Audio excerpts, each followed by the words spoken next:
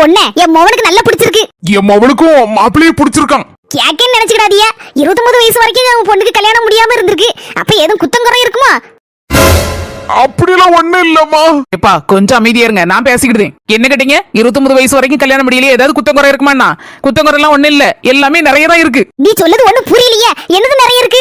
என்னன்னு விலைக்கு சொன்னா நான் கொஞ்சம் புரிஞ்சுக்கிடுவேன். நான் நல்லா படிப்பேன், அதனால நிறைய மார்க் வாங்கினேன். நல்ல ஒரு கம்பெனில கை நிறைய சம்பளமும் கிடைச்சி. பரவாயில்லையே. சம்பளம் நிறைய கிடைச்சனால 2 வீடு வாங்கியிருக்கேன், 2 பைக் வாங்கியிருக்கேன், பேங்க் பேலன்ஸும் கொஞ்சம் நிறையவே வச்சிருக்கேன். ஒரு பொண்ணு நான் கஷ்டப்பட்டு படிச்சு வேலை பார்த்து இவ்வளத்தையும் சேர்க்கறதுக்குள்ள 29 வயசு ஓடி போயிட்டு. உங்க மகனுக்கு கூட 40-45 வயசு தாண்டி இருக்குன்னு சொல்லி சொன்னாங்களே. உங்க மகனும் படிச்சிருக்காரு, வேலை பார்க்காரு, எத்தனை வீடு வாங்கி வச்சிருக்காரு, எத்தனை பைக் வாங்கி வச்சிருக்காரு, எவ்வளவு பேங்க் பேலன்ஸ் வச்சிருக்காரு சொல்லுங்க பாப்போம்.